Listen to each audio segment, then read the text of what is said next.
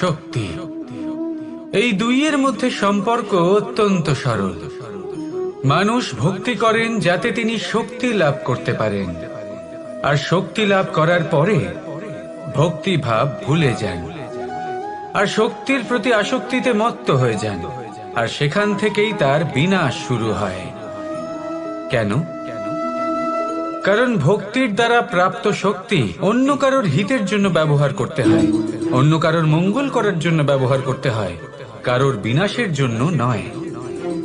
এবার যদি আমি আপনাদের একটা উদাহরণ দিয়ে বোঝাই, তাহলে কোদাল দিয়ে আমরা মাটি কোপাতে পারি, একটা গর্ত খুঁড়তে পারি যাতে একটা নতুন বৃক্ষ জন্ম নিতে পারে, একটা বৃক্ষ যা অন্য জীবকে ফল প্রদান করবে, যাত্রীদের ছায়া প্রদান করবে। কিন্তু এই কোদালের ব্যবহার যদি আমরা অন্য কারোর ক্ষতি করার জন্য করি, তাহলে ক্ষতি শুধুমাত্র আমাদেরই হবে। তাই জীবনে যদি আপনি কোনো শক্তি লাভ করেন, হয়তো ভক্তির দ্বারা বা অন্য যেখান থেকেই হোক, তার সদ্ব্যবহার করতে শিখুন, নয়তো এই প্রাপ্ত শক্তি আপনার পতনের কারণ হয়ে দাঁড়াবে। তাহলে আসুন আমার সাথে ভালোবেসে বলুন, রাধা রাধা। কর্ম, ধর্ম আর কর্তব্য, এই তিনটি একে অপরের সাথে জড়িত। আর অনেক সময় এই তিনটি পালন করতে করতে আমাদের সেই ব্যক্তির সামনে গিয়ে দাঁড়াতে হয়, তার বিরুদ্ধেই যেতে হয় যাকে আমরা সব থেকে বেশি ভালোবাসি। কিন্তু সেইখানে এই যুদ্ধ কোনো ব্যক্তিগত যুদ্ধ থাকে না, এ হলো কর্ম, ধর্ম আর কর্তব্যের যুদ্ধ। এটা সরল নয়, অত্যন্ত কঠিন হয় তার সম্মুখীন হওয়া যাকে আমরা সব থেকে বেশি সম্মান করি। কিন্তু আমাদের তো আমাদের ধর্মের পথে চলতেই হবে, কারণ আমরা কর্মবদ্ধ, কর্তব্যবদ্ধ, আর এটাই করা উচিত। শুধু এটুকু মনে রাখবেন, যদি আপনার উদ্দেশ্য শুভ হয়, আপনার ভাবনা শুভ হয়, আপনি যদি কর্ম, ধর্ম আর কর্তব্যের পথে অগ্রসর হন, তাহলে এই প্রক্রিয়াতে যদি আপনাকে আপনার আরাধ্যেরও সামনে দাঁড়াতে হয়, তাহলেও আপনার কোনো ক্ষতি হবে না। তাহলে আসুন আর আমার সাথে ভালোবেসে বলুন, রাধা রাধা। সাথী, সাথী এই শব্দটির ব্যাখ্যা কে কিভাবে করে? মিত্র, সখা, বন্ধু। কিন্তু অর্থ একটাই, তিনি যিনি আপনার সঙ্গী হন আর তিনি যার সাথী আপনি হন। এবার সব থেকে বড় প্রশ্ন হলো এটাই যে তিনি কে হতে পারেন যাকে আপনি আপনার সাথী বলে মেনে নিতে পারেন, নিজের সখা, নিজের মিত্র, নিজের বন্ধু মেনে নিতে পারেন। আপনার সাথী হলেন তিনি যিনি দুঃখের সময় আপনার পাশে থাকবেন, আপনার হাত ধরে থাকবেন। আপনার সাথী হলেন তিনি যার হাত আপনি নিজের সুখের দিনে ধরে থাকবেন। সেই সাথীরই হাত ধরুন যিনি দুঃখে সবসময় আপনাকে সাহায্য করার জন্য তৎপর হয়ে থাকেন, আপনার পাশে থাকেন, আর যাকে সুখের দিনে আপনি আপনার সাথে রাখতে পারেন। আর যখন আপনার সাথে আপনার এই সাথী থাকবে, তখন আপনি এটা বুঝবেন যে যখন জীবনে দুঃখ আসে, তখন এই দুঃখ কমে যায়, সবার মধ্যে ভাগ হয়ে যায়। আর যদি তখন সুখ আসে, তাহলে সেটা সবার উপস্থিতিতে আরো বেড়ে যায়। এটাই হলো প্রেম, এটাই হলো ভালোবাসা, এটাই হলো সঙ্গ, যেমন সম্পর্ক আমার আর রাধার মাঝে। তাহলে আসুন আর আমার সাথে ভালোবেসে বলুন, রাধা রাধা। মানুষ জীবনে তিনটে কাজ অবশ্যই করে থাকে, কিছু দান করে, কিছু গ্রহণ করে, আর কিছু ত্যাগ করে দেয়। এটাও ভাবতে থাকে যে এটা করলে কিভাবে করবে। দেবার জন্য পর্যাপ্ত ধন নেই, নেবার জন্য সংসারে অত স্নেহ নেই, আর ত্যাগ করার জন্য জীবনে এত সুখই নেই, তাহলে কিভাবে করবে?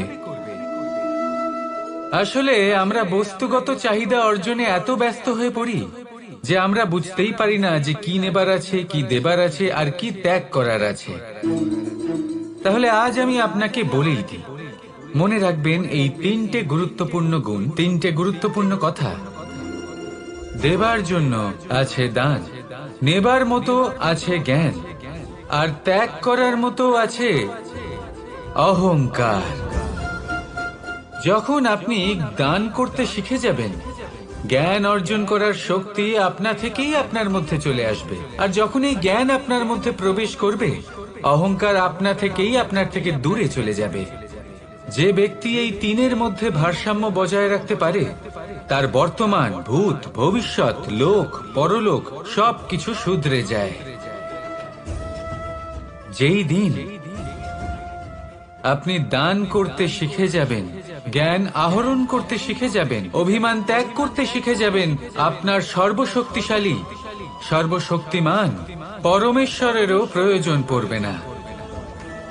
কারণ তখন ঈশ্বর আপনার মধ্যেই বাস করবেন। তাহলে আসুন আর আমার সাথে ভালোবেসে বলুন, রাধা রাধা। প্রেম এই সংসারে এসেছিল এই সংসারকে প্রেমের শিক্ষা দেওয়ার জন্য, এই জীবনের সুখের অনুভূতি আসলে কি তা শেখানোর জন্য। কিন্তু যদি সত্যি কথা বলি, তো আমি নিজেই প্রতিদিন প্রেমের নতুন নতুন স্বরূপ দেখতে পাই। প্রেমের একটা নতুন অনুভূতি প্রত্যেক নতুন দিনে। আর তার কারণ হলো এই প্রেম অনন্ত, এ হলো দৈব। প্রেম হলো এই সংসারের সব থেকে বড় ঢাল এবং সব থেকে বড় অস্ত্র। এই প্রেম ছাড়া না কোনো ন্যায় হয় আর না কোনো শাস্ত্র, না জীবন আছে আর না অন্ত। এবার যদি এই প্রেম মনের মধ্যে বাস করতে শুরু করে, তাহলে কখনো কোনো সমস্যাই হবে না। আর যদি হয়েও থাকে, তাহলে তা স্থায়ী হবে না। এই প্রেম কি না করতে পারে? এই প্রেম সমস্ত সমস্যা মিটিয়ে ফেলতে পারে। আপনার মনের মধ্যে অহংকারকেও বিনাশ করে দিতে পারে। আপনাকে সাক্ষাৎ ঈশ্বরের সাথে দেখা করাতে পারে। তাই প্রেমের দ্বারা প্রয়াস করতে থাকুন। এই সংসারের প্রত্যেক মানুষকে, প্রত্যেক বস্তুকে, প্রত্যেক জীব জন্তুকে ভালোবাসবেন।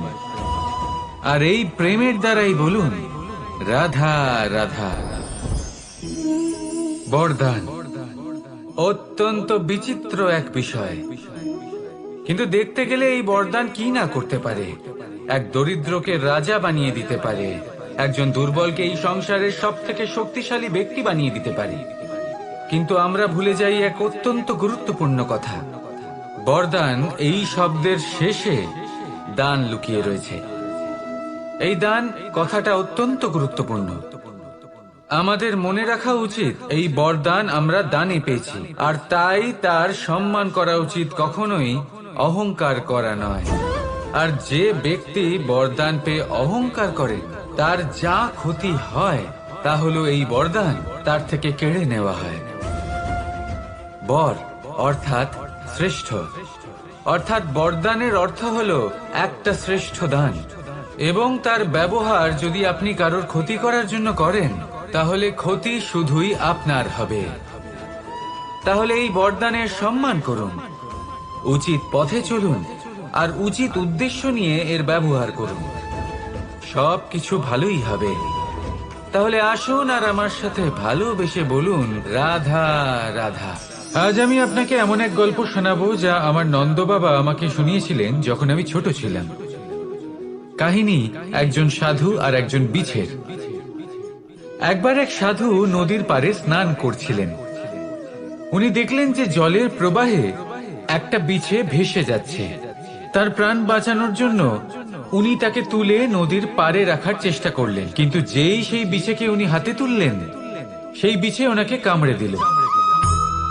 সাধু আবার চেষ্টা করলেন, সেই বিছেকে হাতে নেওয়াতে সে আবার তাকে কামড়ে দিল। আরো একবার চেষ্টা করাতে ওনার শিষ্য ওনাকে জিজ্ঞেস করল, এ আপনি কি করছেন গুরুদেব? এসব কি হচ্ছে? আপনি তারই প্রাণ বাঁচানোর চেষ্টা করছেন যে আপনাকে কামড়ে দিচ্ছে। গুরুদেব উত্তর দিলেন যে ও বিছে হয়েই নিজের কর্ম করছে, নিজের প্রবৃত্তি, নিজের ব্যবহার বদলাচ্ছে না। তাহলে আমি সাধু হয়ে তা কেন বদলাবো? এর তাৎপর্য হলো সরল, যে সংসারে কিছু মানুষ আছেন যারা হয়তো খারাপ, দুষ্ট প্রকৃতির, আর হয়তো তারা কখনোই বদলাবেন না, কখনোই কোনো পরিবর্তন আসবে না। কিন্তু তার মানে এই নয় যে আমরা আমাদের কর্ম করা ছেড়ে দিই, আমরা আমাদের প্রচেষ্টা ছেড়ে দেব। আগে না, আমাদের তো করতেই হবে, কারণ ইতিহাস সাক্ষী আছে যে এই চেষ্টা এই সংসারের ধারাকেও বদলে দিতে পারে। তাহলে আপনিও আসুন আর আমার সাথে ভালোবেসে বলুন, রাধা রাধা। এই সংসারে কোনো বস্তু হোক বা ব্যক্তি হোক, তার একার গুরুত্ব কিন্তু খুব বেশি নয়। একটা উদাহরণ হিসেবে বৃষ্টির ফোঁটাকে ভেবে দেখুন। যদি একটি বৃষ্টির ফোঁটা হয় তাহলে তার খুব বেশি গুরুত্ব থাকে না, কিন্তু যখন সহস্র বৃষ্টির ফোঁটা মেঘের মধ্যে দিয়ে ঝরে পড়ে, তখন সেটা বর্ষার রূপ ধারণ করে। সেই বর্ষা যা এই প্রকৃতিকে শান্ত করে। সেইভাবেই পাথরের ছোট টুকরো, তার খুব বেশি গুরুত্ব থাকে না, কিন্তু যখন অসংখ্য পাথরের টুকরো একত্রিত হয় তখন তা পর্বতের আকার ধারণ করে। সেইভাবেই কিছু মানুষ যখন একত্রিত হন তখন তৈরি হয় পরিবার, কিছু পরিবার যখন একত্রিত হয় তখন তৈরি হয় সমাজ, যখন অনেক সংখ্যক সমাজ একত্রিত হয় তখন তৈরি হয় রাজ্য। এবার এই রাজ্যের সব থেকে গুরুত্বপূর্ণ ব্যক্তি হতে পারেন রাজা, কিন্তু তাও সেই রাজা একা কিছু করতে পারেন না। যুদ্ধ লড়ার সময় তারও নিজের সৈন্যদলকে প্রয়োজন পড়ে। কিন্তু এই সংসারে এমন একজন ব্যক্তি আছেন যিনি একাই সব কাজ করতে থাকেন, এবং সেই ব্যক্তি হলেন মা। আমাদের জীবনে একজন পিতার ভূমিকা কিন্তু নিঃসন্দেহে অমূল্য, কিন্তু আমাদের সকলের জীবনে যে ভূমিকা একজন মায়ের তা অন্য কারোর থাকে না। একজন মা একাই সন্তানকে বড় করতে পারেন, সংস্কারী করে তুলতে পারেন, তার জন্য পরিশ্রম করেন। আর এত কিছু কাজ করার পরেও তার কাজের জন্য তিনি প্রশংসা অবশ্য পান না। উল্টে যদি সেই সন্তান অনুচিত পথে চালিত হয়, অনুচিত কর্ম করে, তখন সেই মাকেই অপবাদের পাত্র হয়ে উঠতে হয়। আমাদের জীবনে মায়ের যোগদান কতটা সেটা বুঝুন। আপনাকে বড় করে তোলার জন্য উনি কতটা পরিশ্রম করেছেন সেটা বুঝুন। আজ থেকে, এখন থেকে, এই মুহূর্ত থেকে মাকে সম্মান করতে শিখুন। যখন সময় পাবেন, যখন সুযোগ হবে, তখন তার প্রশংসা করুন, ওনারও ভালো লাগবে। আর মায়ের এই মমতার জন্য, তার এই ভূমিকার জন্য আসুন সবাই মিলে আমরা তাকে প্রণাম করি, আর সকলে মিলে ভালোবেসে বলি, রাধা রাধা। মানুষের মানসিকতা এমন হয় যে সে যতটা করে আশা করে যে তার থেকে অনেক বেশি তার বদলে সে পাবে। দেখুন, সবকিছুই আপনার ভাবনা চিন্তার উপর নির্ভর করছে। আপনি যদি ফলের বিষয়ে ভেবে কর্ম করতে থাকেন তাহলে সেটা অনুচিত। জীবনের আসল আনন্দ হলো নিজের কর্ম করতে থাকা, ফলের চিন্তা করা উচিত নয়। যদি আপনি এরকম ভাবেন যে আমি এতটা করছি, আমার এতটা পাওয়া উচিত, সেই ভাবনা অনুচিত। যদি আপনি সেবার মানসিকতা নিয়ে কর্ম করতে থাকেন, কর্মচক্রে প্রবাহিত হন, যদি আপনি এমন ভাবনা রাখেন যে আমি এতটা পাচ্ছি তাই এর থেকে অনেক বেশি আমি কর্ম করব, তাহলে নিশ্চিত রূপে আপনি যতটা করছেন তার থেকে অনেক বেশি আপনি পাবেন, আপনার আশার থেকে অনেক বেশি আপনি পাবেন। শুধু জীবনে অনেক বেশি কাজ করতে থাকুন, ফলের চিন্তা করবেন না। আর মনে রাখবেন, এই ভাবনাই সব থেকে বড় বীজ। কর্মের উপর বিশ্বাস রাখুন, জীবনে যা যা আপনি চান সবই সুখময় হবে। আসুন আর আমার সাথে ভালোবেসে বলুন, রাধা রাধা। আপনি কখনো পর্বতের শিখরে উঠেছেন? আপনি দেখতে পাবেন পর্বতের পদতলে প্রচুর সুন্দর ফুল রয়েছে, সবুজ বনানী রয়েছে। যত আপনি উপরে উঠতে থাকবেন তত ফুল কমতে থাকবে, সবুজ বনানী কমতে থাকবে। আরো কিছুটা উপরে উঠলে কাঁটা জাতীয় গাছ দেখতে পাবেন, শুকনো গাছ দেখতে পাবেন। আরো যদি উপরে ওঠেন তাহলে পাষাণ দেখতে পাবেন। আরো উপরে উঠলে হিমখণ্ড দেখতে পাবেন। এই যে পর্বত, তা মনুষ্য জীবনের সব থেকে উত্তম উদাহরণ। মানুষ যখন সাফল্যের শিখরে পৌঁছতে চান, মহানুভবতার শিখরে পৌঁছতে চান, পথে যত আস্তে আস্তে উপরে উঠতে থাকেন ততই ভৌতিক বস্তু তার থেকে বিচ্ছিন্ন হতে থাকে। যদি তিনি সেই ভৌতিক বস্তুগুলি ত্যাগ না করতে পারেন, তাহলে কখনোই সেই স্থানে পৌঁছতে পারবেন না। আর মানুষ যদি উচিত ত্যাগ করতে পারেন, পথে অগ্রসর হতে থাকেন, এগোতে থাকেন, তাহলে একদিন না একদিন তিনি মহানুভবতার, জ্ঞানের, সাফল্যের হিমের স্বাদ অবশ্যই লাভ করবেন। মনে রাখবেন, মানব জীবনের ত্যাগ হলো অত্যন্ত গুরুত্বপূর্ণ অংশ। আসুন আমার সাথে ভালোবেসে বলুন, রাধা রাধা। আপনি কখনো কোনো বাজকে নিজের বাসা বানাতে দেখেছেন? এই বাজ যখনই কোনো বাসা বানায়, তখন উঁচু গাছের ডালে বা কোনো পর্বতের শিখরে বাসা বানায়, অনেক উচ্চতায়। আর সেখানে তার সন্তানও জন্মগ্রহণ করে। যখন এই সন্তানেরা জন্মায়, তখন এই বাজ খুবই ভালোবেসে এবং খুব সাবধানে এদের পালন পোষণ করে। নিজের ঠোঁট দিয়ে তাদের ঠোঁটে খাবার পরিবেশন করে। কিন্তু যেই সেই সন্তানেরা হৃষ্টপুষ্ট হয়ে যায় এবং সেই কথা বাজ নিজে বুঝতে পেরে যায়, সেই বাজ নিজেই সেই বাসা ছিন্ন ভিন্ন করে দেয়। সেই সন্তান যাদের সবেমাত্র ডানা গজিয়েছে, কিভাবে উঠতে হয় তারা জানে না, সেই সন্তানগুলিকে উচ্চতা থেকে ঠেলে দেয়। সেই সন্তান প্রথমে ভয়ভীত হয়ে যায়। তারা সামনে মৃত্যুকে দেখতে পেয়ে ভয়ের কারণে তাদের ডানা ঝাপটাতে থাকে। আর সেই প্রক্রিয়াতেই সেই সন্তানগুলি উড়তে শুরু করে দেয়। এবার এই ঘটনায় আমরা কি শিক্ষা পেতে পারি?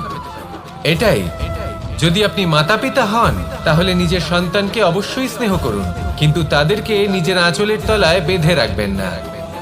যদি আপনি চান আপনার সন্তান জীবনে উন্নতি করুক, তাহলে নিজের মুঠো থেকে তাদের স্বতন্ত্র করে দিন। এই সংসারে সংঘর্ষ করতে দিন। সেই সন্তান নিজেই বুঝতে পারবে যে জন্মের সময় পাওয়া ডানা কি করে ব্যবহার করতে হয়। আর আপনার চোখের সামনে আপনার সন্তান এই আকাশে উড়তে থাকবে। তাহলে আসুন আমার সাথে ভালোবেসে বলুন, রাধা রাধা। সূচের শেষে একটি ছিদ্র থাকে, যার দ্বারা আমরা এই সুতো পরাতে পারি। আর তারপর সূচের সাহায্যে এই সুতো দিয়ে বস্ত্র সেলাই করা যায়। কিন্তু যদি সুতোটা সোজা করে ধরা না হয়, তাহলে সূচে কখনো এই সুতো পরানোই সম্ভব নয়। যদি এতে কোনো গিঁট পড়ে, তখন তা কখনোই এই ছিদ্র দ্বারা প্রবেশ করা সম্ভব নয়। ঠিক এইভাবেই যদি আপনি কারোর জীবনে প্রবেশ করতে চান, কারোর অন্তরে প্রবেশ করতে চান, তাহলে আপনাকেও সহজ থাকতে হবে।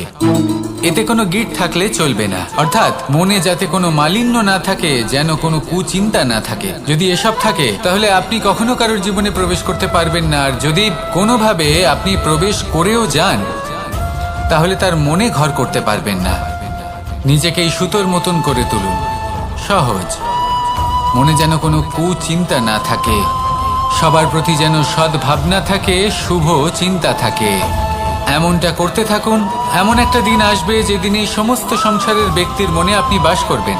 আর তখন এই মন প্রসন্ন হয়ে বলবে, রাধা রাধা। কথায় আছে যে এমন কোনো অক্ষর নেই যার দ্বারা কোনো মন্ত্র হয় না। এমন কোনো বনস্পতি নেই যা নিজেই একটা ঔষধি নয়। পৃথিবীর এমন কোনো ব্যক্তি নেই যার মধ্যে কোনো যোগ্যতা থাকে না। শুধু প্রয়োজন হলো যে ব্যক্তিকে আমরা খুঁজে চলেছি তাকে সঠিকভাবে চিনে নেওয়া।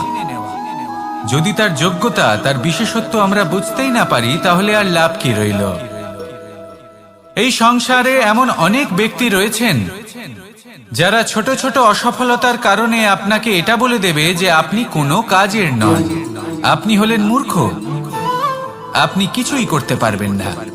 এইসব কথায় কখনোই বিশ্বাস করবেন না, কারণ আপনি এবং প্রত্যেকটি জীব এই পরমাত্মা এবং এই প্রকৃতির সৃষ্টি, যা অত্যন্ত বিশেষ। যদি আপনাকে উদাহরণ দিই, তাহলে একদিকে আছে তরোয়াল, একটা বড় লম্বা তরোয়াল, যার দ্বারা যুদ্ধ করা যায়, জয়লাভ করা যায়।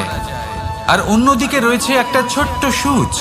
কিন্তু যে কাজ একটা ছোট্ট সূচ করতে পারে, তা একটা তরোয়াল দ্বারা সম্ভব নয়।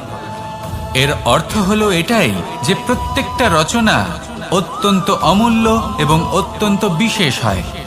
তাহলে বিশ্বাস রাখুন যে আপনি অত্যন্ত বিশেষ একজন। আর প্রেমের সাথে বলুন, রাধা রাধা। মানুষ অসুস্থ কেন হন? শারীরিক দুর্বলতার কারণে? না, মানুষ অসুস্থ হন তার মানসিকতার কারণে, তার বিবেকের কারণে, তার কর্মের কারণে, তার ক্রোধের কারণে। আর যখন কেউ সুস্থ হন, ঠিক হয়ে যান, তার মানে এটা নয় যে শুধু ওষুধের জন্য তিনি সুস্থ হয়েছেন। না, এটা কারোর তার প্রতি প্রেমের প্রভাব, বিশ্বাসের প্রভাব, সম্বলের প্রভাব। শুধুমাত্র ওষুধ দিয়ে কিছুই হয় না। যদি মনে প্রেম থাকে, বিবেক থাকে, বিশ্বাস থাকে, সম্বল থাকে, তবেই সেই ওষুধ কাজ করতে পারে। তাই মনে রাখবেন, এই জীবন হলো অত্যন্ত ছোট। মনে প্রেম ভাব রাখুন, মিত্রতা করুন, শত্রুতা নয়। ভালোবাসুন, বিদ্বেষ নয়।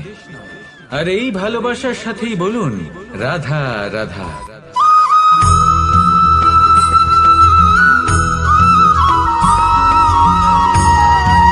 এই সংসারের সব থেকে বড় সুখ কি? কেউ বলবেন নিজের লক্ষ্য প্রাপ্ত করা, কেউ বলবেন ধন উপার্জন করা, কেউ বলবেন নিদ্রাই সব থেকে বড় সুখ, কেউ বলবেন রাজ্য লাভ করা, আবার কেউ বলবেন মাতার হাত থেকে খাবার খাওয়া, আদি ইত্যাদি। কিন্তু যদি সত্যি কথা বলি, এই সংসারের সব থেকে বড় সুখ হলো সেবা করা। কখনো কাউকে সেবা করে দেখুন। এই সেবা দ্বারা অন্য কোনো মানুষের আশীর্বাদ লাভ করাতেই সুখ রয়েছে। আপনার সেবা ভাব দ্বারা যখন কোনো মানুষ নিজের অন্তরাত্মা থেকে আপনাকে আশীর্বাদ করে, তার থেকে বড় সুখ আর কিছুই নেই। কারণ প্রত্যেক মানুষের মধ্যে ঈশ্বর বাস করেন। নরের সেবাই হলো নারায়ণের সেবা। নিষ্কাম সেবা করাই হলো সব থেকে বড় সুখ। তাই নিজের অন্তরে সেবার এই ভাব জাগ্রত করুন। যে সুখের কথা আমি বলছি, সেই সুখ অনুভব করেই দেখুন। এই মন সুপ্রসন্ন হয়ে বলবে, রাধা রাধা।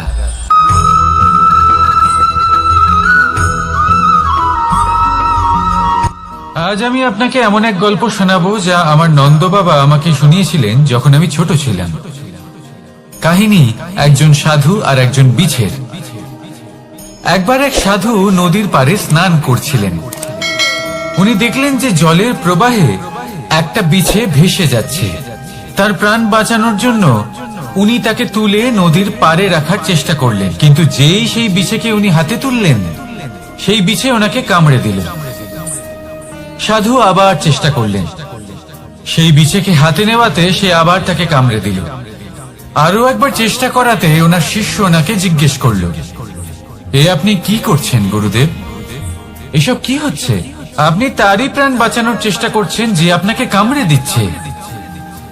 গুরুদেব উত্তর দিলেন, যে ও বিছে হয়েই নিজের কর্ম করছে, নিজের প্রবৃত্তি, নিজের ব্যবহার বদলাচ্ছে না, তাহলে আমি সাধু হয়ে তা কেন বদলাবো?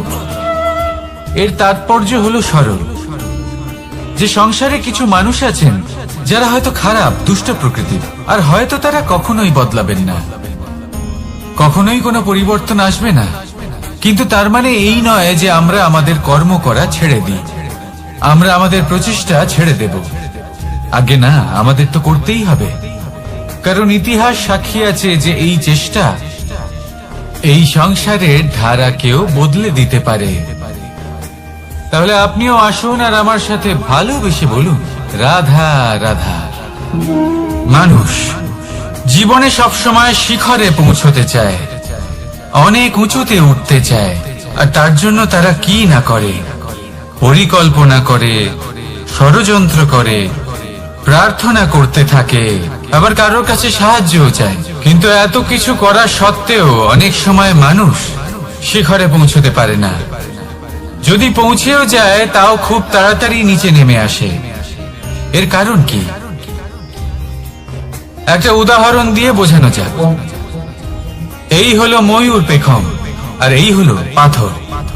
যদি এই পেখমকে হাওয়ায় ছুঁড়ে দিই, তবে ও উড়তে থাকে, কিন্তু এই পাথর অতি শীঘ্রই মাটিতে নেমে আসে। এর কারণ কি? ভার। এই পাথর হলো ভারী, আর এই শিক্ষাই আমাদের গ্রহণ করতে হবে। ঠিক এইভাবেই যদি আমাদের মন দ্বন্দ্ব আর অহংকার দ্বারা পরিপূর্ণ হয়ে থাকে, তাহলে তা কখনোই শিখরে পৌঁছবে না। পৌঁছে গেলেও খুব শীঘ্রই মাটিতে নেমে আসবে। তাই এই মনকে হালকা করতে শিখুন, অহংকারকে, এই হিংসাকে ত্যাগ করুন। তারপর উঁচুতে উড়ে তো দেখুন কত উঁচুতে উড়তে পারবেন আপনি। আসুন আমার সাথে ভালোবেসে বলুন, রাধা রাধা। মানুষ এক অত্যন্ত বিচিত্র প্রাণী। পরিকল্পনা করে, ষড়যন্ত্র করে, প্রচেষ্টা করে, কাউকে পরাজিত করার চেষ্টাও করে। সাপকে একটা দড়ি মনে করে হাতে চেপে ধরার চেষ্টা করে, কিন্তু একটা কথা বুঝতেই পারে না, সময়ের এই সাপ, এটা হাতে চেপে ধরাই যায় না। আর আপনি যা করবেন তা আবার ফিরে আসবে আপনারই সামনে। দেখুন, এতে কিছুই যায় আসে না যে আপনি কুম্ভকারের পুত্র নাকি কৃষ্ণের পুত্র। যদি আপনি অনুচিত কর্ম করেন তাহলে আপনার সাথেও অনুচিতই হবে। অশুভ কর্ম করলে আপনার সাথেও অশুভই হবে। কুরু বংশ অত্যন্ত মহান বংশ ছিল। এই কুরু বংশ কি হলো তার সাথে? একটা গোটা বংশ বয়ে গেল, কারণ ওনাদের উদ্দেশ্য অশুভ ছিল। অন্যদিকে 5 জন বনবাসী পাণ্ডব মহাভারত বিজয়ী হলেন, কারণ তাদের উদ্দেশ্য শুভ ছিল। তাই মনে রাখবেন, শুভ অগ্নি প্রজ্বলিত করবেন, শুভ তাপ সঞ্চার হবে। অশুভ অগ্নি প্রজ্বলিত করবেন, নরকেই জ্বলতে হবে। তাহলে আসুন আর আমার সাথে ভালোবেসে বলুন, রাধা রাধা। মানুষ জীবনে সবসময় সুখ পেতে চান, কিন্তু এই সুখ, এটা আসলে কি? এই সুখের আসল রূপ কি? আমি বলি, সুখের আসলে 2টি রূপ হয়, বাহ্যিক সুখ, আত্মিক সুখ। আর এটা ঠিক তেমনই হয় যেরকম আমাদের শরীরের সাথে জড়িত ছায়া আর আমাদের শরীরের মধ্যে বসবাসকারী আত্মার। যদি ছায়ার কথা ভেবে দেখেন তাহলে বুঝতে পারবেন, আমাদের শোবার সময় ভোরবেলা এই ছায়া অনেক বড় হয়ে যায়। যখন এই সূর্য মাথার উপরে চলে আসে, তার তাপ বেড়ে যায়, তখন এই ছায়া ছোট হয়ে যায়। আর যেই অন্ধকার নেমে আসে, এই ছায়া আপনার সঙ্গ ত্যাগ করে। এরকমই হয় বাহ্যিক সুখ। আর এবার কথা বলি আমাদের শরীরের মধ্যে বসবাসকারী এই আত্মা। এই আত্মা কখনো আমাদের সঙ্গ ত্যাগ করে না, সব সময় আমাদের সাথে জড়িয়ে থাকে। এরকমই হয় আত্মিক সুখ, যা সব সময় আমাদের সাথে থাকে। আত্মিক সুখ কারোর সেবা করে, আত্মিক সুখ কাউকে সাহায্য করে, আত্মিক সুখ প্রেম বোধের, যা কখনো আমাদের সঙ্গ ত্যাগ করে না। সেখানে বাহ্যিক সুখ, যতক্ষণ আপনি সম্পন্ন কিছু মানুষ এবং সুবিধার সাথে আছে, এই বাহ্যিক সুখ আপনার সাথে থাকবে। সম্পন্নতা চলে গেলে, মানুষজন চলে গেলে, সুখ সুবিধা চলে গেলে, বাহ্যিক সুখও চলে যায়। তাহলে এই আত্মিক সুখ খুঁজে নিন এবং সেই সুখের সাথেই বলুন, রাধা রাধা। আপনি কখনো কোনো সাধারণ পাখি দেখেছেন? যেমন বাবুই। সে কি করে? সে কোনো গাছের ডালে নিজের বাসা বানায়। এবার সেইখানে বাসা বানানো সহজ ব্যাপার, কারণ সামগ্রী আশেপাশেই পাওয়া যায়। কিন্তু সমস্যা হলো আক্রমণ। কোনো সাপ বা অন্য কোনো পশু ওর বাসাতে ওর সন্তানদের উপর না আক্রমণ করে বসে, এই ভয়ে তার সব সময় থাকে। আর এটা সব থেকে কঠিন ব্যাপার এদের জন্য, নিজের বাসায় নিজের সন্তানদের সুরক্ষা।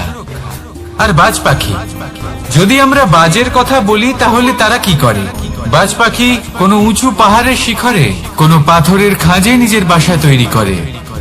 এবার ওখানে বাসা বানানো একেবারেই সহজ ব্যাপার নয়, কারণ সামগ্রী আশেপাশে পাওয়া যায় না, দূর থেকে নিয়ে আসতে হয়।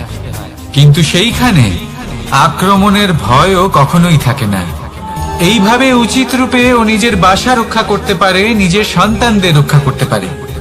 এর সারমর্ম হলো এটাই যদি সমস্যা বড় হয় তাহলে সমাধানও উচ্চমানের হওয়া উচিত। একটা বাজ পাখির মতো ভাবা আরম্ভ করে দিন। জীবনে যে কোনো সমস্যা ছোট মনে হবে। রাধা রাধা। জীবনে এমন কিছু কাজ রয়েছে যা আপনাকে একাই করতে হয়, আর এমন কিছু কাজ রয়েছে যা আপনাকে একসাথে মিলে করতে হয়, একজোট হয়ে, সঙ্গবদ্ধ হয়ে। এবার সঙ্গবদ্ধ বলতে কি বোঝাতে চাইছি? আমি তাদের কথা বলছি না যারা বাস্তবিকভাবে একে অপরের সাথে কাজ করেন। আমি তাদের কথা বলছি যারা একে অপরের থেকে দূরে থেকেও একে অপরকে বিশ্বাস করেন। আমি আগেও বলেছিলাম, সমস্ত বিশ্বের আশা বিশ্বাসেই বসবাস করে, তাই না? তাই যেখানে সমস্ত বিশ্ব আছে, সমস্ত সংসার আছে, সেইখানেই বিশ্বাস রয়েছে। তাই আপনার আশেপাশে এমন দল সঙ্গবদ্ধ করুন যাদের আপনার উপর বিশ্বাস আছে আর যাদেরকে আপনি বিশ্বাস করতে পারেন। তাহলে আসুন আর আমার সাথে ভালোবেসে বলুন, রাধা রাধা। আমরা যে মানুষকে চাই, যাকে আমরা ভালোবাসি, তাকে একটা উপহার অবশ্যই দিতে চাই। এমন এক উপহার যা ওনার ভালো লাগবে, যা শ্রেষ্ঠ হবে, অতি প্রিয় হবে, বহুমূল্য হবে, বা বলতে পারেন মূল্যবান হবে। তাই আমরা কি করি? আমরা বাজারে যাই, তার জন্য স্বর্ণ, আভূষণ, হিরে, মুক্ত এইসব নিয়ে আসি। কিন্তু এটাই কি সর্বশ্রেষ্ঠ উপহার? কখনোই না। সর্বশ্রেষ্ঠ উপহার হলো স্বাধীনতা। তাকে নিজের মনের মতো বাঁচার স্বাধীনতা। যদি আপনি কাউকে স্বাধীনতা না দিতে পারেন, তাহলে সে কোথাও না কোথাও বন্দী হয়ে যায়, তার বিকাশ কোথাও না কোথাও আটকে যায়। কিন্তু যদি আপনি কাউকে স্বাধীনতা দিতে পারেন, তাহলে আপনি দেখবেন ও সমস্ত সংসারকে, এই জীবনকে নিজের দৃষ্টিভঙ্গি দিয়ে দেখবে, বুঝবে যে কোনটা হলো উচিত আর কোনটা হলো অনুচিত, আর এটাই হলো সর্বশ্রেষ্ঠ। আর এবার যদি কাউকে স্বাধীনতার মাধ্যমে এত বড় একটা শক্তি দিতে পারেন, তাহলে আপনি আমাকে বলুন, এর থেকে বড় উপহার আর কি হতে পারে? আসুন আর আমার সাথে ভালোবেসে বলুন, রাধা রাধা। কর্ম, ধর্ম আর কর্তব্য, এই তিনটি একে অপরের সাথে জড়িত। আর অনেক সময় এই তিনটি পালন করতে করতে আমাদের সেই ব্যক্তির সামনে গিয়ে দাঁড়াতে হয়, তার বিরুদ্ধেই যেতে হয়, যাকে আমরা সব থেকে বেশি ভালোবাসি। কিন্তু সেইখানে এই যুদ্ধ কোনো ব্যক্তিগত যুদ্ধ থাকে না। এ হলো কর্ম, ধর্ম আর কর্তব্যের যুদ্ধ। এটা সরল নয়, অত্যন্ত কঠিন হয় তার সম্মুখীন হওয়া যাকে আমরা সব থেকে বেশি সম্মান করি। কিন্তু আমাদের তো আমাদের ধর্মের পথে চলতেই হবে, কারণ আমরা কর্মবদ্ধ, কর্তব্যবদ্ধ, আর এটাই করা উচিত। শুধু এটুকু মনে রাখবেন, যদি আপনার উদ্দেশ্য শুভ হয়, আপনার ভাবনা শুভ হয়, আপনি যদি কর্ম, ধর্ম আর কর্তব্যের পথে অগ্রসর হন, তাহলে এই প্রক্রিয়াতে যদি আপনাকে আপনার আরাধ্যেরও সামনে দাঁড়াতে হয়, তাহলেও আপনার কোনো ক্ষতি হবে না। তাহলে আসুন আর আমার সাথে ভালোবেসে বলুন, রাধা রাধা। প্রেম এই সংসারে এসেছিল এই সংসারকে প্রেমের শিক্ষা দেওয়ার জন্য, এই জীবনের সুখের অনুভূতি আসলে কি তা শেখানোর জন্য। কিন্তু যদি সত্যি কথা বলি, তো আমি নিজেই প্রতিদিন প্রেমের নতুন নতুন স্বরূপ দেখতে পাই, প্রেমের একটা নতুন অনুভূতি প্রত্যেক নতুন দিনে। আর তার কারণ হলো এই প্রেম অনন্ত, এ হলো দৈব। প্রেম হলো এই সংসারের সব থেকে বড় ঢাল এবং সব থেকে বড় অস্ত্র। এই প্রেম ছাড়া না কোনো ন্যায় হয় আর না কোনো শাস্ত্র, না জীবন আছে আর না অন্ত। এবার যদি এই প্রেম মনের মধ্যে বাস করতে শুরু করে, তাহলে কখনো কোনো সমস্যাই হবে না, আর যদি হয়েও থাকে তাহলে তা স্থায়ী হবে না। এই প্রেম কি না করতে পারে? এই প্রেম সমস্ত সমস্যা মিটিয়ে ফেলতে পারে, আপনার মনের মধ্যে অহংকারকেও বিনাশ করে দিতে পারে, আপনাকে সাক্ষাৎ ঈশ্বরের সাথে দেখা করাতে পারে। তাই প্রেমের দ্বারা প্রয়াস করতে থাকুন। এই সংসারের প্রত্যেক মানুষকে, প্রত্যেক বস্তুকে, প্রত্যেক জীব জন্তুকে ভালোবাসবেন। আর এই প্রেমের দ্বারাই বলুন রাধা রাধা। প্রশান্তি, জড়িত নিদ্রা মানুষের জীবনের একটা অত্যন্ত গুরুত্বপূর্ণ সুখ এবং প্রয়োজনীয়তাও। দেখতে গেলে এই সংসারের প্রত্যেক পশু পাখি, প্রত্যেক জীব অবশ্যই নিদ্রা প্রাপ্ত করেন, কিন্তু মানুষ, যার মধ্যে বিচার বিবেচনা করার শক্তি অন্যদের থেকে অনেক বেশি, তার কিন্তু ঘুমের কিছু সমস্যা অবশ্যই হয়। কি বলে, তাই তো? এবার এর কারণ কি? চিন্তা। এবার চিন্তা আমাদের সবার জীবনে আছে। আমরা সকলে জানি যে চিন্তা কখনো আমাদের সাহায্য করে না, তাও আমাদের জীবনে আছে। কেন? চিন্তার মাধ্যমে কি কখনো কোনো সমস্যার সমাধান হয়েছে? অর্থের চিন্তা করলে কি অর্থ লাভ হয়? ভবিষ্যতের চিন্তা করলে কি ভবিষ্যৎ ঠিক হয়ে যায়? স্বাস্থ্যের চিন্তা করলে কি স্বাস্থ্য নিজে থেকেই ঠিক হয়? হয় না। তাহলে এই সব কিছু থেকে আমাদের একটা ছোট্ট শিক্ষা অবশ্যই লাভ করা উচিত। আপনিও আপনার কাঁধ থেকে চিন্তার এই বোঝা নামিয়ে ফেলুন। আর ইচ্ছে, এই সব ইচ্ছে একত্রিত হয়ে আমাদের মনে চিন্তা উৎপন্ন করে। তাই এই চিন্তাগুলিকে ত্যাগ করুন। প্রকৃতির প্রেমের উপর বিশ্বাস রাখুন। মনে রাখবেন, যিনি চিন্তা মুক্ত হবেন তিনি চিতা মুক্ত হবেন। সুখের নিদ্রা প্রাপ্ত করুন, আর নিদ্রায় যাবার আগে আমার সাথে ভালোবেসে বলুন রাধা রাধা। মহাদেব, সেই দেবতা যিনি মহান, যাকে দেবতাদের দেবতা বলা হয়, যিনি হলেন আমার আরাধ্য। কখনো আপনার মনে এই প্রশ্ন এসেছে যে শিবকেই কেন মহাদেব বলা হয়, অন্য কোনো দেবতাকে কেন বলা হয় না? সেই কারণে, কারণ মহাদেবের মধ্যে, ওনার মধ্যে এমন এক বিশেষ গুণ রয়েছে যা অন্য কারণ নেই। তা হলো নিঃস্বার্থ হয়ে মানুষের সেবা করা। যদি প্রয়োজন পড়ে, যদি সৃষ্টির পথে বিনাশের কালো মেঘ ছেয়ে থাকে, তখন নিজের প্রাণের চিন্তা না করে হলাহল পান করার জন্য প্রস্তুত থাকেন মহাদেব। আর এই অদ্বিতীয় ত্যাগের জন্যই শিবকে মহাদেব বলে ডাকা হয়। এবার যদি কোনো মানুষও নিঃস্বার্থ ভাবনার দ্বারা নিজেকে অর্পণ করে দেয় এই জগতের কল্যাণের জন্য, মানুষের সেবার জন্য, তাহলে তিনিও মহাপুরুষ, মহামানব হতে পারেন। যদি কেউ অভুক্ত থাকেন, তাহলে নিজের থালা থেকে অর্ধেক খাবার তাকে দিয়ে দিন। যদি কেউ অসুস্থ হন, তাহলে তাকে সেবা করার, চিকিৎসা করার চেষ্টা করুন। এই জীবন শুধু নিজের জন্য নয়, অন্যদের প্রতি, সমস্ত সংসারের প্রতি উৎসর্গ করুন। যদি এইসব মানুষ শিখে যান, তাহলে তিনি মহাদেবের পথে অগ্রসর হতে পারেন। যদি মানুষ নিঃস্বার্থ ভাবনার দ্বারা এই সংসারের সেবা করতে শিখে যান, তাহলে তিনি নিশ্চিত রূপে মহামানব অবশ্যই হতে পারবেন। আসুন আমার সাথে ভালোবেসে বলুন রাধা রাধা। স্বর্ণ, হিরে, মুক্ত, মানিক, এই সব কিছুকে আগে পাথর বলা হতো। তাহলে এমন কি হলো যে এদের রত্ন বলা হয়? আর রত্ন তা বাস্তবে আসলে কি?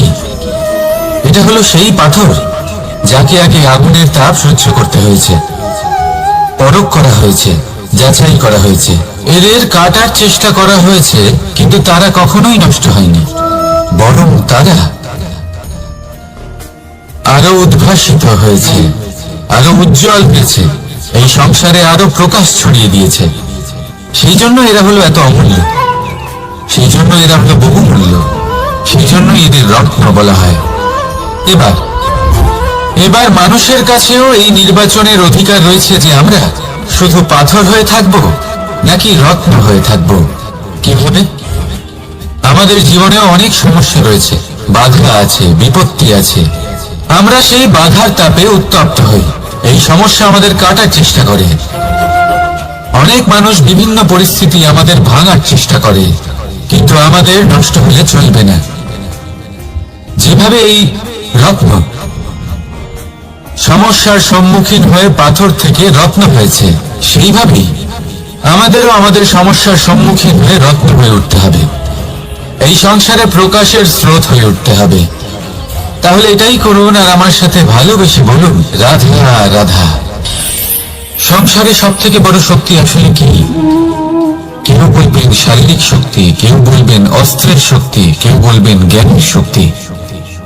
ঠিক আছে, কিন্তু যদি আমি বলি সংসারের সব থেকে বড় শক্তি হলো শক্তি কোনো এক তথ্যের, আগে হ্যাঁ, তথ্য।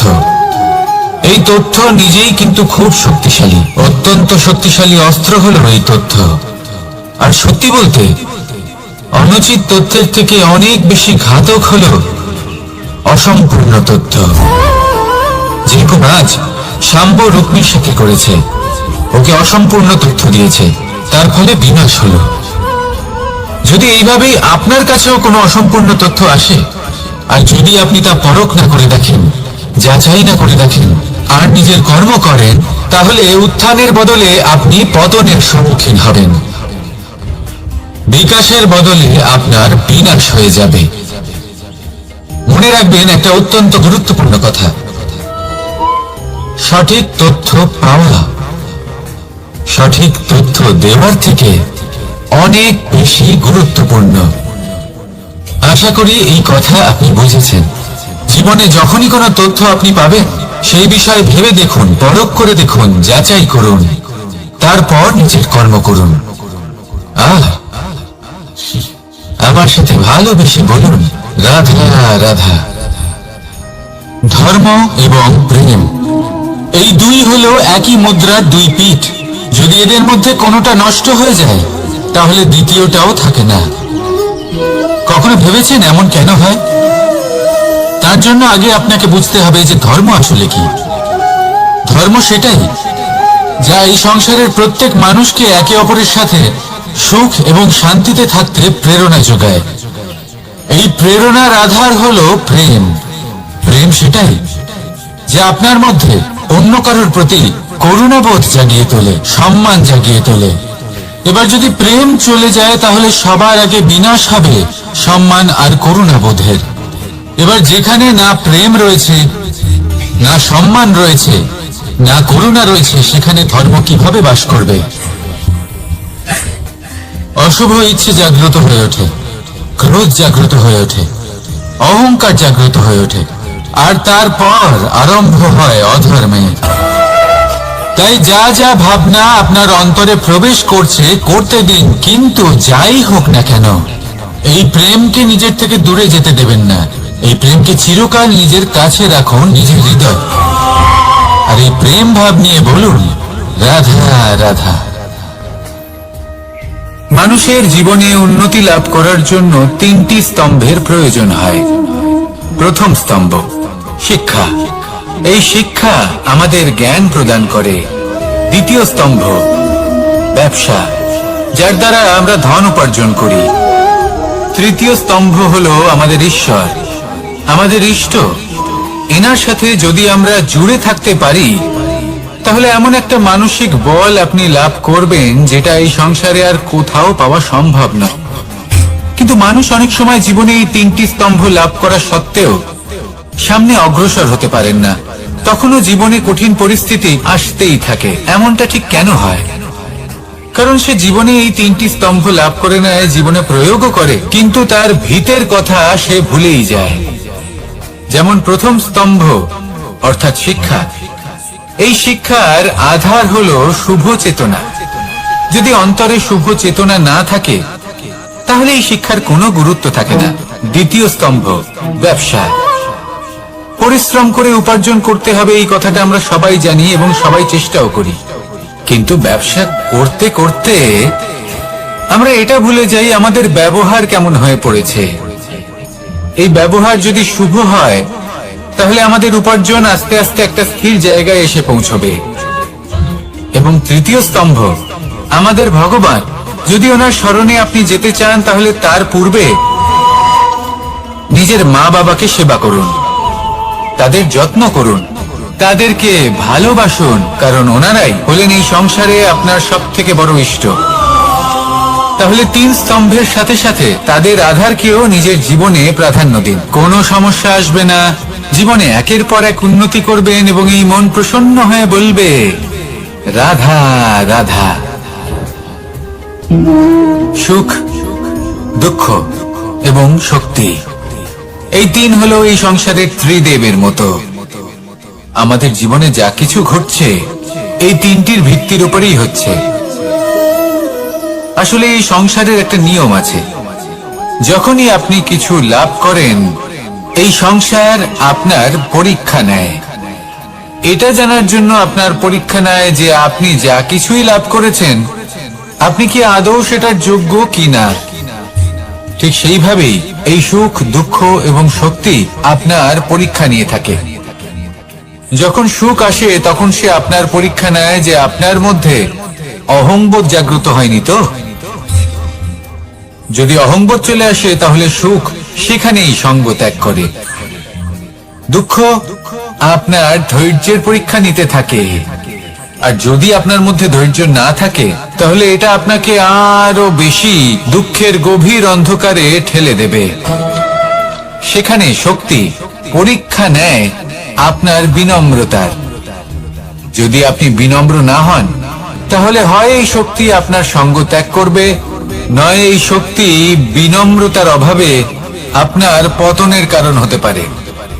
এই সংসারে যে কোনো ব্যক্তি যিনি এই পরীক্ষায় উত্তীর্ণ হয়ে থাকেন এই জীবনে তিনি সাফল্য লাভ করেন। আসুন আমার সাথে ভালোবেসে বলুন রাধা রাধা। ভয়ের সাথে আমরা সবাই পরিচিত, কষ্ট আমরা সবাই পেয়েছি। কখনো কখনো আমরা অসুস্থ হয়ে পড়ি, আর এমন সময় হলে মাতার মমতা, কখনো বাবার স্নেহ, কখনো বন্ধুদের পাশে থাকার অনুভূতি আমাদের রোগ নিরাময়ে সাহায্য করে। কখনো যদি আমরা নিরাশ হয়ে পড়ি, তখন যদি আমাদের কোনো আপনজন আমাদের দুটো ভালো কথা বলে তখন আমাদের মনোবল বেড়ে যায়। ঠিক তেমন সংসারের এই রঙ্গমঞ্চে যদি আপনি পীড়িত অনুভব করেন, কিছু শুভ কথা আলোচনা করুন, কিছু স্তুতি গান করুন, কিছু মুহূর্তের জন্য হলেও নিজের ইষ্টদেবের কথা স্মরণ করুন আর প্রার্থনা করুন। সাহস বাড়বে, শক্তিও বৃদ্ধি পাবে এবং সামনে এগিয়ে চলার পথও দেখতে পাবেন। তখন এই মন প্রসন্ন হয়ে বলবে রাধা রাধা। এই সংসারে কখনো কোনো ব্যক্তিকে তার বাইরের পোশাক দেখে বিচার করার চেষ্টা করবেন না, এটা খুব বড় ভুল করবেন। যেমন আমরা জীবনে অনেক সময় এমন করি, ধরুন কোথাও একটা গাছ দেখলাম, খুব বিশাল আকারের একটা গাছ যেটা মাটির থেকে অনেক উঁচুতে পৌঁছে গেছে, যার বিশাল শাখা আছে। সেগুলো দেখে আমরা ভাবি যে এই গাছে হয়তো কত সুস্বাদু ফল আছে, আমরা সেই গাছের পরিচর্যা করতে থাকি। আবার অন্যদিকে হলো একটি তৃণ যেটা মাটি থেকে কিছুটা উঁচুতে পৌঁছেছে, কিন্তু সেই তৃণর নিচে, মাটির নিচেই অত্যন্ত সুস্বাদু ফল বা সবজি জন্ম নেয়, যা আমাদের স্বাস্থ্যের পক্ষে অত্যন্ত উপকারী। সেই জন্য কখনো আবরণ দেখে কাউকে বিচার করতে চেষ্টা করবেন না, তার বদলে এটা বোঝার চেষ্টা করুন যে আপনার সামনে যে ব্যক্তি আছে বা বস্তু আছে তার বিশেষত্ব কি। যদি এই বিশেষত্ব বোঝার ক্ষমতা আপনি অর্জন করেন, যদি এই শিল্প আপনি নিজের ভেতরে জাগ্রত করেন, তাহলে এই সংসারে বিশেষত্ব কি সেটা আপনি জানতে পারবেন। আর এই সমস্ত খেলা দৃষ্টি থেকে নয়, দৃষ্টিভঙ্গি থেকে জন্ম নেয়। দৃষ্টিভঙ্গি সবসময় শুভ রাখুন আর আমার সাথে ভালোবেসে বলুন রাধা রাধা। লোকে বলে মানুষ নিজের ভবিষ্যৎ জন্ম থেকেই লিখিয়ে আনে, অর্থাৎ এখানে এই কপালে। ভাগ্য দেবতা আমাদের সমস্ত উত্থান, সমস্ত পতনের হিসেব সবটা লিখে দেন। কিন্তু কপালে কেন, পায়ে নয় কেন? যদি পায়ে লেখা হয় তাহলে আমরা পড়তে পারবো, যদি কপালে লেখা হয় আমরা ছাড়া বাকি সবাই পড়তে পারবে। এবারে আমাদের কপাল এখানে তাই প্রতিফলিত হয় যা আমাদের মস্তিষ্কে আছে, আর মস্তিষ্কে থাকে আমাদের ভাবনা। তাই এই ভাবনার ধনাত্মক হওয়া অত্যন্ত জরুরি। এতে বিকাশের জন্য স্থান রাখুন, এতে সবাইকে একসাথে নিয়ে চলার ভাবনা রাখুন। আর বিশ্বাস করুন, আপনার মস্তিষ্কের এই ভাবনা সাফল্য রূপে আপনার কপালে অবশ্যই লিখিত হবে, কারণ আপনার ভাবনাই সত্য হয়ে আপনার জীবনে আসে। রাধা রাধা। সময় বড়ই অদ্ভুত, এই সময়, তাই না? দেখতে গেলে এটা একটা অনুভূতি, একটা সংখ্যা, একটা বিষয়। এবারে দেখুন না, সূর্যোদয় সকলের একসাথেই হয়, তাই তো? কারোর আগে কারোর পরে এমন তো হয় না, সবার একসাথেই হয়। আবার সূর্যাস্ত সকলের একসাথেই হয়। এবারে ভাবুন, এই সময় প্রত্যেকের জন্য আলাদা আলাদা। কারোর জন্য এই সময় ভালো, আবার কারোর জন্য এই সময়ই খারাপ। এক্ষুনি এই মুহূর্তে কারোর মুখে সফলতার আলো রয়েছে, আবার কারোর মুখে অসফলতার নিরাশা। এটা কেন? কেন এই সময় কারোর জন্য শ্রেষ্ঠ, আবার কেন তা কাউকে নিরাশ করে? এটার উত্তর হলো আপনার চিন্তা, আপনার কর্ম। যেমন আপনার চিন্তাধারা, তেমন আপনার কর্ম, আর তেমনই হবে আপনার এই সময়। আপনি জীবনে সুখ তখনই পাবেন যখন আপনি কারোর মুখে আশার আলো এনে দেবেন। আপনি আনন্দ তখনই পাবেন যখন আপনি কাউকে খুশি করবেন। হ্যাঁ, এটা ঠিক যে কাউকে খুশি করা সবসময় আপনার হাতে নেই, কিন্তু আপনার হাতে এটা অবশ্যই আছে যে আপনি কাউকে দুঃখ না দেন, কাউকে নিরাশ না করেন। আর কোনো ব্যক্তিকে দুঃখ না দেওয়ার এই চেষ্টাও আপনার কর্মই বটে। আর এই শুভ কর্মের ফল আপনাকে প্রকৃতি অবশ্যই দেবে। তাই মনে রাখবেন, ভালো সময় তারই আসে যে কখনো কারোর খারাপ চায় না। রাধা রাধা। লোকে আমাকে সবসময় জিজ্ঞেস করে যে কানাই, এখন তুমি বড় হয়ে গেছো, এই বাচ্চাদের সাথে থেকে তুমি সবসময় দুষ্টুমি করো কেন? তুমি বড় হয়ে গেছো, বড়দের মতো থাকো। বেশিরভাগ লোকে এটা বুঝতে পারে না, ভাবে উনি তো ভগবান, ভগবানের মতো গম্ভীর নয় কেন? এবারে আমি কি করে বোঝাবো সবাইকে যে আমার ভগবান হওয়ার পিছনে যে সবচেয়ে বড় রহস্য, তা হলো এই বাচ্চারাই। আমার শক্তি কোথা থেকে আসে? সমস্ত সমস্যার সমাধান করার শক্তি এই বাচ্চাদের থেকেই তো আসে। জীবনে বাঁচার শক্তি, সংসারকে প্রেম শেখাবার শক্তি এই বাচ্চাদের থেকেই আসে। কারণ বাচ্চাদের থেকে বড় কোনো ভগবান হয় না। এবারে দেখুন না, পুরাণ আর বেদের কোনো জ্ঞান নেই ওদের, কিন্তু খুব ভালোভাবেই জানেন যে একজন উদাস ব্যক্তির মন কি করে ভোলানো যায়, কি করে তাকে আনন্দ দেওয়া যায়। আর এই এক বিশাল ব্যাপার। কোনো ন্যায়, কোনো নীতির জ্ঞান নেই ওদের, কোনো ভেদাভেদ করতে জানে না। কিন্তু এটা অবশ্যই জানে একজন একা অজানা ব্যক্তিকে নিজের দলের সদস্য কি করে বানাতে হয়, কি করে তাকে আপন করতে হয়। আর এই এক বড় ব্যাপার। এই বাচ্চাদের থেকে অনেক কিছু শেখার আছে। তাই আপনারাও নিজেদের জীবনে গম্ভীর হওয়ার চেষ্টা কখনোই করবেন না। আর যদি করেন, তাহলে এই সংসার খুবই নিরস লাগবে আপনার। আপনিও বাচ্চাদের মতো নিষ্পাপ থাকুন আর নিজেকে আনন্দে রাখুন। লাভ আর ক্ষতির ঊর্ধ্বে গিয়ে সম্পর্ককে দেখুন।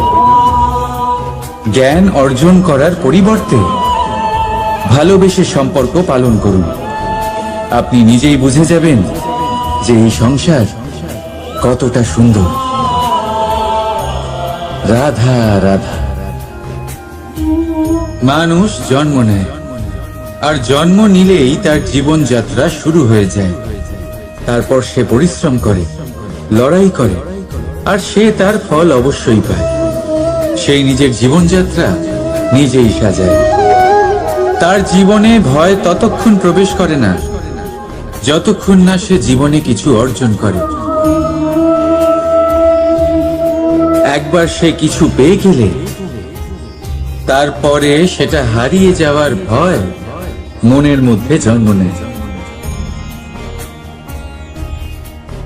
তারপর সে ভাগ্য, জ্যোতিষ, ভবিষ্যৎ এই সব দেখতে ব্যস্ত হয়ে পড়ে। আমি আপনাকে একটা প্রশ্ন করছি, আপনি যখন এই সংসারে এসেছিলেন কি নিয়ে এসেছিলেন যে আপনি হারাবেন? কিছুই না। আপনার বশে আপনার জীবনের সেই মুহূর্তই আছে যা আপনার হাতে আছে, অন্য কিছুই নয়। আপনার হাতে আছে আপনার কর্ম। যে জীবনে দুর্ভাগ্যে হতাশ হয় না, যে অসফলতার জন্য ভেঙে পড়ে না, সেই এই জীবনে বিজয়ী হয়। বলুন, যখন আপনার জীবনে কিছুই ছিল না, কি করেছিলেন? পরিশ্রম করেছিলেন, লড়াই করেছিলেন, আর সেই সব কিছু পেয়েছেন যা পেতে চেয়েছিলেন। তাহলে আজ সব পাওয়ার পর ভয় কিসের? সেই সব জিনিস কি আপনাকে পরিশ্রম করার থেকে আটকায়? না। সেই জন্য নিজের হাতের রেখায় কখনো নিজের পথ খুঁজবেন না, কারণ এই সংসারে যাদের হাতই নেই তারাও নিশ্চিতভাবে তাদের নিজের পথ নিজেই বানিয়ে নেয়। তাহলে আপনার কি নিয়ে চিন্তা? রাধা রাধা।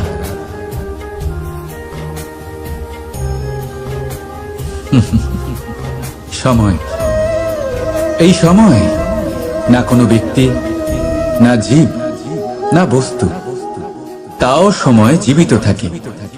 এই সময়ে না জল, না অগ্নি, আর না বায়ু, কিন্তু তাও আমাদের জীবনের আধার। এই সময় দেখতে গেলে মানুষ এই সময়ের হাতের খেলনা। কখনো আমাদের সময় ভালো হয়, আবার কখনো খারাপ।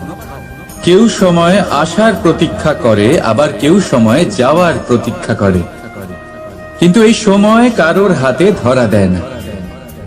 এই সময় যা কেউ দেখতে পায় না, এটা সবাইকে সবকিছু দেখিয়ে যায়। দেখিয়ে যায় যে আপনকে আর পরকে, আমাদের শুভাকাঙ্ক্ষীকে আর ক্ষতিকে চায়, আমাদের মিত্রকে আর আমাদের শত্রুকে। এই সময় আপনাকে দেখায় যে আপনি কতটা শক্তিশালী, সেই সময় আপনাকে দেখিয়ে যাবে আপনি কতটা দুর্বল। এই সময় সব কিছু দেখিয়ে যায়। তাই এই সময় যা এতটা শক্তিশালী, তা আমরা নষ্ট কেন করি? ভেবে দেখুন। এবারে উঠুন আর এই সময়ের সম্পূর্ণ ব্যবহার করুন, এই সময়ের সদ্ব্যবহার করুন, কারণ এই সময়কে ব্যবহার করাটাই আপনার হাতে রয়েছে, আর কিচ্ছু না। আর এই সময় একবার বয়ে গেলে তখন যাই করুন না কেন কখনো ফেরত আসবে না। সময়ের সদ্ব্যবহার করুন আর সবার মধ্যে আনন্দ ছড়ান। আর আসুন আমার সাথে ভালোবেসে বলুন, রাধা রাধা। আমরা সবাই জীবনে সফল হতে চাই, তাই না? প্রত্যেকের জীবনে ব্যক্তিগত একটা লক্ষ্য আছে, আর প্রত্যেকের জীবনে তাদের লক্ষ্যে পৌঁছানোর আলাদা আলাদা যাত্রা আছে। এবার এই যাত্রায় অগ্রসর হওয়ার জন্য পথের দরকার। পথ, এই পথ, এটা অত্যন্ত গুরুত্বপূর্ণ, আর মানুষ এটাই বুঝে উঠতে পারেন না। অধিকাংশ মানুষ তাদের গোটা জীবন কাটিয়ে দেন এই পথ খুঁজতে গিয়ে, আর অধিকাংশ মানুষ জীবন কাটিয়ে দেন তাদের এই পথ বদলাতে গিয়ে। কিন্তু এভাবে সাফল্য অর্জন করা যায় না। এবারে আপনারা জিজ্ঞেস করবেন, কি করে সাফল্য লাভ করবে? এই সফলতা তিনি অর্জন করেন যে তার পথ নিজেই তৈরি করেন। দেখুন, যত শক্তি আর যত সময় আপনি পথ খুঁজতে আর বদলাতে গিয়ে নষ্ট করবেন, তার থেকে কম সময় এবং শক্তির দ্বারা আপনি নিজের পথ নিজেই বানাতে পারবেন, নিজের লক্ষ্যে পৌঁছতে পারবেন। সেই জন্য বারবার আপনার পথ বদলাবেন না, খোঁজাখুঁজি করবেন না। নিজের এই যাত্রায় নিজের পথ নিজেই তৈরি করুন, আর যত তাড়াতাড়ি সম্ভব নিজের লক্ষ্যে পৌঁছে যান। রাধা রাধা। আপনি ওই কথাটা নিশ্চয়ই শুনেছেন, যখন ভগবান একটা দরজা বন্ধ করেন তখন অন্যদিকে অনেক দরজা খুলে দেন। এবার এই দরজা, এই সমস্ত পথ আমরা দেখতে পাই না, অনেক সময় আমরা বুঝতে পারি না, হারিয়ে যায় সব। কখনো কখনো মনে হয় যে এই কথাটাই মিথ্যে, কিন্তু আসলে তা তো নয়। তাহলে হারিয়ে যায় কেন? কারণ আমরা সময় নষ্ট করি এই দরজার দিকে তাকিয়ে থেকে। ভাবি এই বুঝি দরজা খুলবে, এবার দরজা খুলবে, অপেক্ষা করতে করতে আমরা অনেক সময় নষ্ট করে ফেলি। এত সময় নষ্ট করি যে আমরা দেখতে পাই না, খুঁজে পাই না সেই সমস্ত দরজা আর পথ যা আমাদের জন্য খোলা রয়েছে। যদি খুঁজেই না পাই তাহলে তা ব্যবহার করব কি করে? মনে রাখুন, ভগবান সব সময় আমাদের সাথে রয়েছেন, আমাদের সাহায্য করছেন। এই পথ সব সময় আছে, সর্বত্র আছে। দরকার রয়েছে শুধুমাত্র দৃষ্টিভঙ্গি এবং ভাবনা। এই দৃষ্টিকে বিস্তৃত করুন, এই দৃষ্টিভঙ্গিকে ধনাত্মক করে তুলুন, আর এই ভাবনা এর সীমা একটু বাড়িয়ে তুলুন। তারপর দেখবেন সব খুঁজে পাবেন। আসলে কি, এই যে ঈশ্বর, এই যে পরমাত্মা, তা আমাদের সাথে রয়েছে, আমাদের মনের মধ্যে রয়েছে। যিনি তাকে মন থেকে চাইবেন তিনি তাকে মনের মধ্যে অবশ্যই খুঁজে পাবেন। যদি উনি মন থেকে চান পথ খুঁজে পেতে, তাহলে তিনি অবশ্যই পথ খুঁজে পাবেন। তাহলে আসুন আমার সাথে ভালোবেসে বলুন, রাধা রাধা। ধর্ম, আমরা সকলে ধর্মের বিষয়ে কথা বলি, কখনো নিজের ধর্মের বিষয়, আর কখনো অন্যের ধর্মের বিষয়। কখনো আমরা অধর্ম দেখলে সেই বিষয়ে কথা বলি। অনেক রকম আলোচনা হয়, কিন্তু এই ধর্ম আসলে কি, সেটা কি কেউ বোঝে? যদি আমি আপনাকে উত্তর দিই, এই উত্তর সরল। ধর্ম হলো তাই যা মানুষকে অন্য মানুষের সাথে, সমস্ত বিশ্ব সংসারের সাথে আনন্দ সহকারে বাঁচতে শেখায়। সেই জন্য আপনি যদি কখনো কোনো ধর্মীয় স্থানে যান, সেই ধর্মীয় স্থানে গিয়ে আপনার শান্তির অনুভূতি হয়, তাই না? কিন্তু দেখুন, ধর্মের জ্ঞান থাকলেই সেই মানুষ ধর্মের পথে চলতে পারবে এমন কোনো কথা নেই। অনেক সময় সম্পর্কে যখন সংঘর্ষ বেড়ে যায়, তখন ইচ্ছের জন্ম হয়, ক্রোধের জন্ম হয়, অহংকারের জন্ম হয়, আর তারপর বিনাশ হয়ে যায় এই ধর্মের। সেই জন্য দ্বিতীয় সব থেকে গুরুত্বপূর্ণ গুণ যা আমার সারথীর মধ্যে থাকা উচিত, তা হলো ধর্মবীর হওয়া। এবার দেখতে হবে সেটা এই যে কে হবে সেই ব্যক্তি যিনি এই স্বয়ম্বরে নিজের ধর্মে অটল থাকবেন। কারণ সেই ব্যক্তি এই সংসার থেকে সরে এসে ধর্মের পুনঃস্থাপনের এই মহাকার্যে আমার সারথী হতে পারবেন। তাহলে আসুন আমার সাথে ভালোবেসে বলুন, রাধা রাধা। কর্ম, ধর্ম, জ্ঞান, এই 3 স্তরে অনেক মানুষ পৌঁছতে পারেন। অনেকে এই পরীক্ষা দিয়ে তাতে উত্তীর্ণ হয়ে যেতে পারেন, কিন্তু শিখরে পৌঁছে শাসন তিনিই করতে পারেন যার কাছে এই চতুর্থ গুণটিও থাকে, সমর্পণ। অত্যন্ত গুরুত্বপূর্ণ একটা গুণ এটা। এই সমর্পণ আসলে অত্যন্ত গুরুত্বপূর্ণ। পূর্ণ সমর্পণ দরকার নিজের লক্ষ্যের প্রতি, সমর্পণ নিজের কর্তব্যের প্রতি, সমর্পণ নিজের আত্মার থেকে নির্গত স্বরের প্রতি, সমর্পণ নিজের রথীর প্রতি, অর্থাৎ আমার প্রতি। এবার এই পরীক্ষায় অত্যন্ত কঠিন এক বাঁক আসতে চলেছে, যেখানে সারথীকে সমর্পণের নিরিখে পরীক্ষা করা হবে, আর তাতে উত্তীর্ণ হওয়ার পরেই তার হাতে ধর্ম স্থাপনের রথের রাশ তুলে দেওয়া হবে। দেখা যাক কি হয়। ততক্ষণ আপনি প্রসন্ন থাকুন আর আমার সাথে ভালোবেসে বলুন, রাধা রাধা। যখন একজন ভক্ত এবং তার ভগবান এক আকার ধারণ করেন, যখন একজন ভক্ত নিজের ভগবানের প্রতি, নিজের জীবনের লক্ষ্যের প্রতি সম্পূর্ণরূপে সমর্পিত হয়ে যান, তখন জন্মগ্রহণ করে ভক্তি। আর তখন সংসারের সমস্ত আশা তিনি ত্যাগ করতে পারেন। সমস্ত আশা শেষ হতে পারে, কিন্তু মানুষের সঙ্গ ভক্তি কখনো ত্যাগ করে না। যখন ভক্ত ও ভগবান এক আকার ধারণ করেন, এক হয়ে যান, তখন রথী এবং সারথীর মধ্যে কোনো পার্থক্য থাকে না। তারাও এক হয়ে যান। একটাই ব্যক্তিত্ব, একটাই অস্তিত্ব।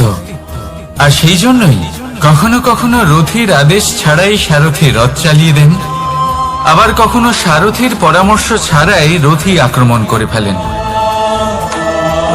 এ তো শুধুমাত্র আরো একটা গুণ সেই সারথীর মধ্যে, যিনি ধর্ম স্থাপনার মহান কাজে আমার সারথী হতে চলেছেন। তাহলে আসুন আমার সাথে ভালোবেসে বলুন, রাধা রাধা। ভাগ করে নেওয়া বা বন্টন করা প্রত্যেক মানুষের জীবনে অবশ্যই হয়ে থাকে, আর অনেক সময় এটা জীবনে অতি আবশ্যক হয়ে পড়ে। কিন্তু ভাগ করার মনোকামনা তার থেকেও বেশি গুরুত্বপূর্ণ হলো যে কোন ঘটনার আধারে এই বাটোয়ারা হলো।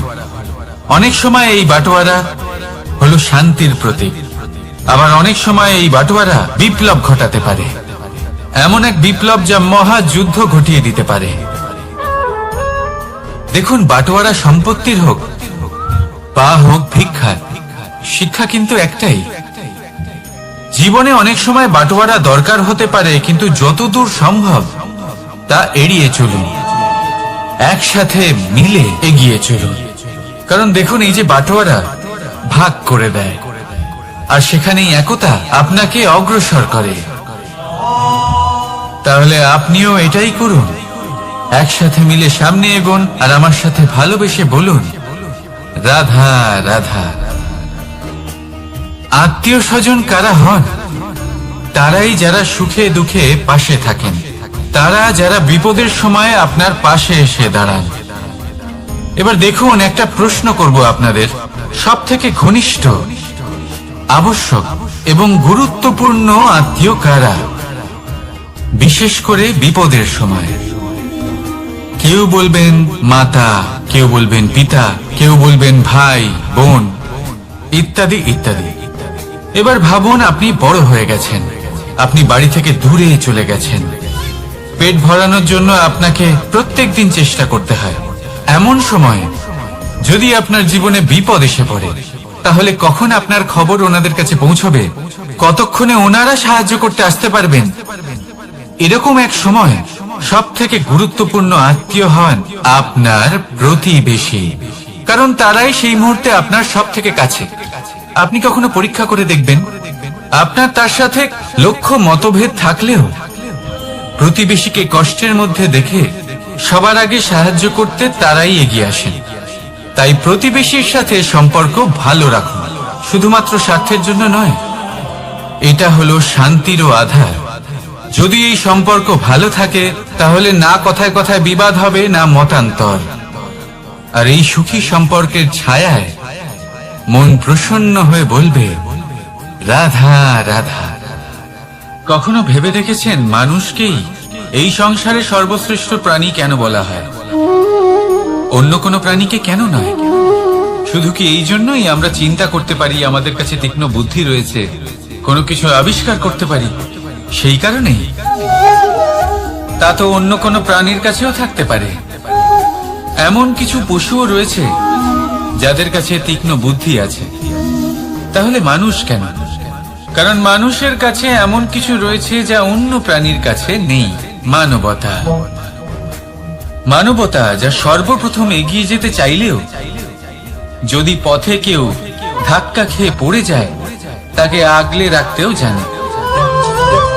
মনে রাখবেন, আপনার সব থেকে বড় পরিচয় আপনার নাম, আপনার সম্পত্তি বা আপনার ধর্ম নয়। আপনার সব থেকে বড় পরিচয় হলো আপনার মানবতা। তাহলে সময় এলে পরে নিজের মানবতার পরিচয় দিন। অন্য মানুষকে সাহায্য করুন, অন্য প্রাণীকে সাহায্য করুন। একা একা পথ চলা হলো পশুদের প্রবৃত্তি। মানুষ হলেন তিনি যিনি অন্যের জন্য প্রাণও দিতে পারেন। মানুষ হলেন তিনি যিনি অন্য মানুষের প্রাণ বাঁচান। সেই মানবতাকে জাগিয়ে তুলুন আর এই জীবন বাঁচতে শুরু করুন। আর হ্যাঁ, আমার সাথে ভালোবেসে বলুন, রাধা রাধা। এই সংসারে মাতা পিতা তার সন্তানকে সব থেকে বড় উপহার কি দিতে পারে? বৈভব, সুযোগ সুবিধা, বাড়ি, নাকি আশেপাশের পরিবেশ? এই সংসারে মাতা পিতা তার সন্তানকে সব থেকে বড় উপহার শিক্ষা দিতে পারেন, কিন্তু তার জন্য সময়ের প্রয়োজন হয়। এবার এই সময় অত্যন্ত অদ্ভুত।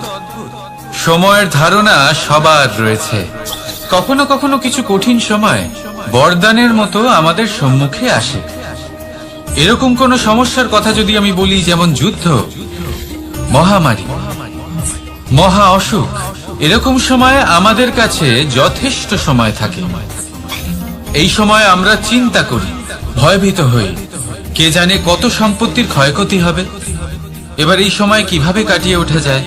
অশুভ চিন্তা তার মনের মধ্যে বাসা বাঁধে। সে বুঝতে পারে না সে কি করবে। আমি বলবো, চিন্তা ত্যাগ করুন, এই ভয়কে ত্যাগ করুন।